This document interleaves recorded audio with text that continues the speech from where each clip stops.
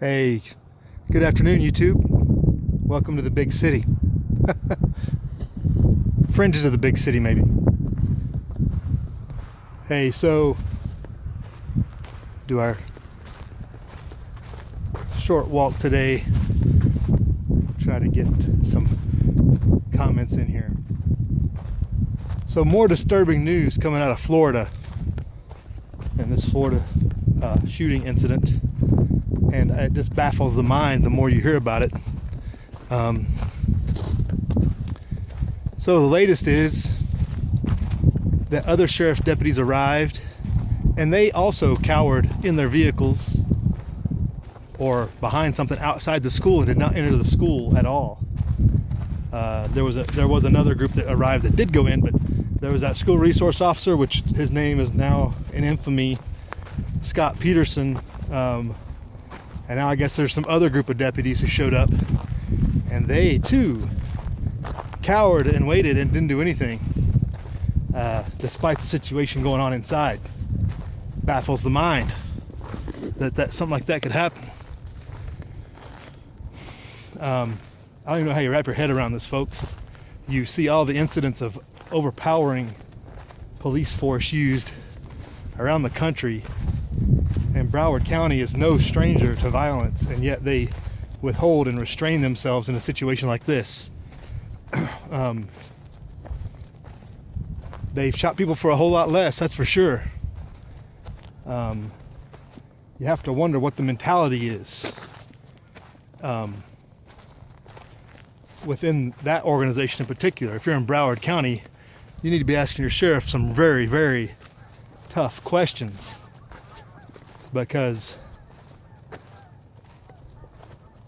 it smacks of incompetence, it smacks of bad training, it is irrational how those that are perceived by the public, at least, to protect are not doing so when challenged by the most extraordinary circumstance, the worst circumstance possible, where they need to go out and are supposed to go out and do their job. Many of them lacked the ability to do so, not just one or two apparently. My initial reaction is to blame the training. The training puts a certain mindset, but I have seen people who are very in-depthly trained crumble under heavy circumstances such as that. But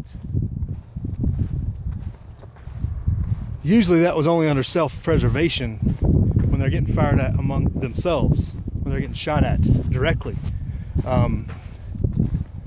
For these characters to crumble under the pressure of the moment without even being shot at is concerning.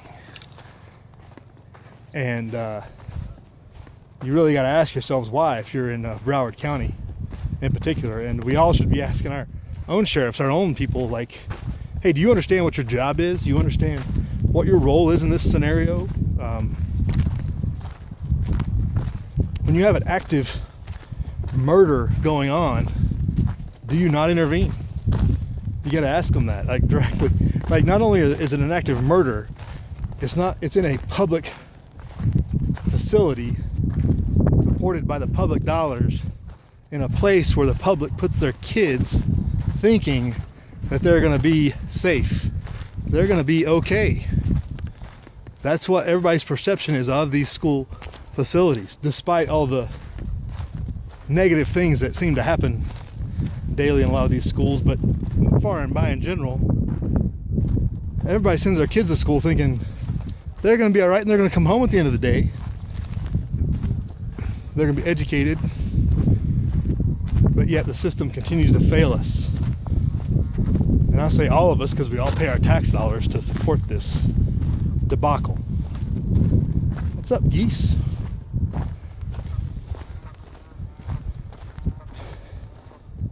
So if you have that large a cohort,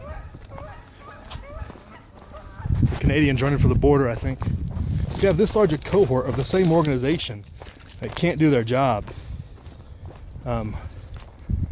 Don't you ask for some serious firings or resignings? We have to dig some more into this story and find some links, but I just heard it on the radio as I was coming out here for the walk, and I was going to talk about Scott Peterson, and this new news really threw me for a loop.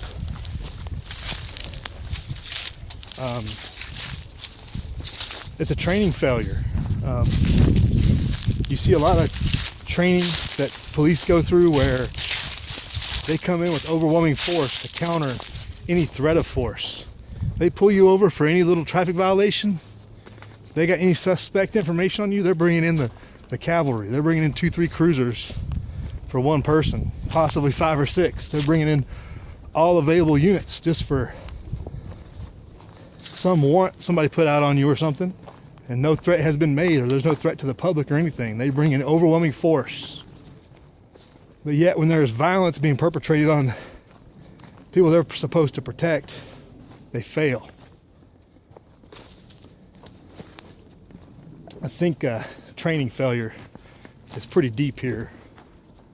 You had the Vegas incident where at least the people who weren't even on SWAT at least went up the building and secured the floor.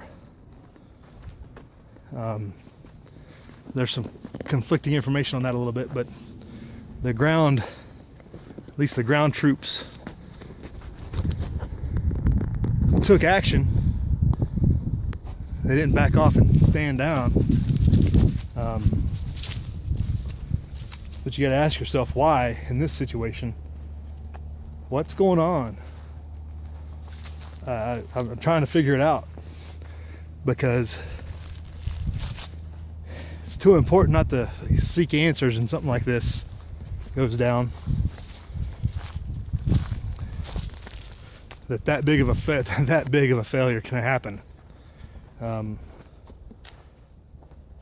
for no other reason than cowardice, or they never really expected to do the job that they were hired to do. Is that the true answer? They just thought they're going to do their 30 years on the force, retire with a pension, never having to draw a weapon, or never having to really be the one on the spot. That goes back to the nature of being a sheepdog and putting yourself out there on the line and knowing that one day you're gonna have to do that.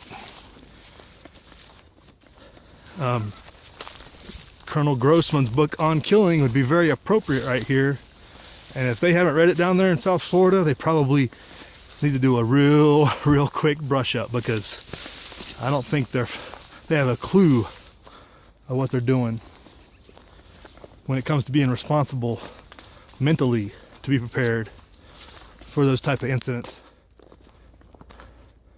because there can be no indecision, and the training has to build upon that and mentally prepare them for putting the wolf down. You got a wolf in the sheep, you got to put it down. Sheepdog can't hesitate, it's got to go. Be like the boy that cried wolf and ends up getting the whole herd whacked. Can't have that. So somebody give me some answers, all right?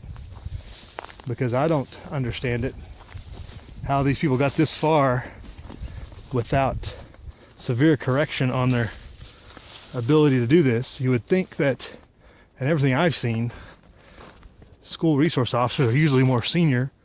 They're not the first tour guys. They've been around a few years.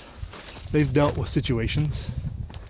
Apparently this guy, Scott Peterson, was school officer of the year. He had commendations. He was a great guy in the school, etc. I don't know if that means he just gave out ice cream to those kids every day or what.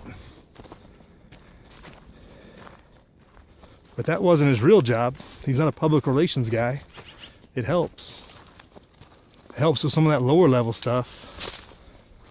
But when you're carrying that sidearm, you got to be ready for the other side of it too. And he wasn't. So if anything else, lesson learned, don't name your kid Scott Peterson, don't live in Florida. For lack of any better dark humor. That's disturbing. Names that shall live in infamy. Indeed. Oh, there's some more border jumpers. What's up, fellas?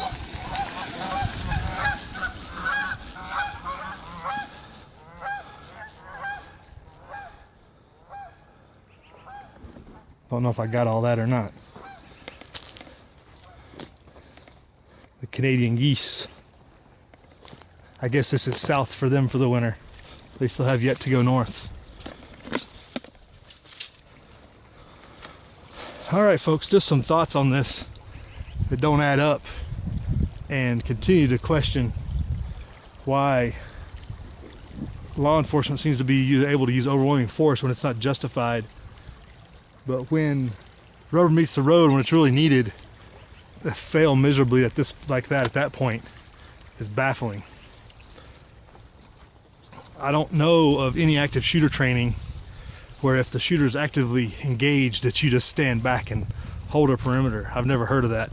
Not in the last 20 years. They used to do that way back in the day for like hostage situations. Then they realized that after Columbine there was this whole new dynamic, and that's when they changed their protocols and training. But this is disturbing,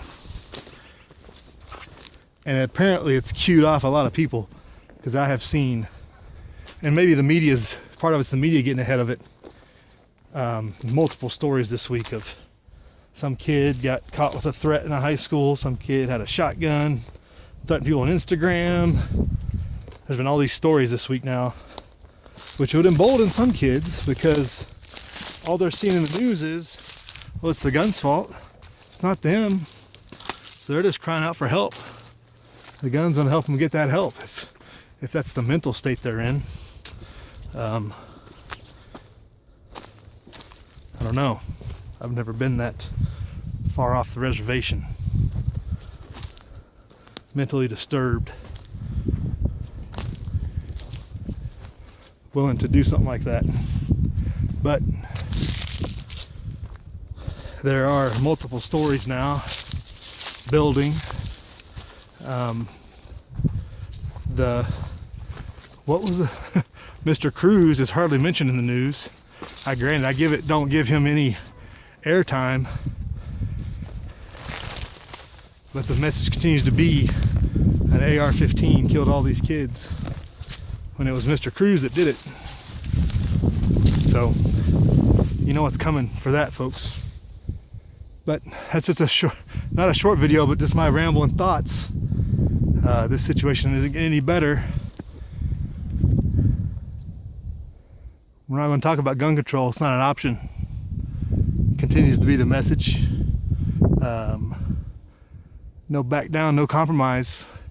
Government failures do not constitute an infringement upon my liberty. Live free.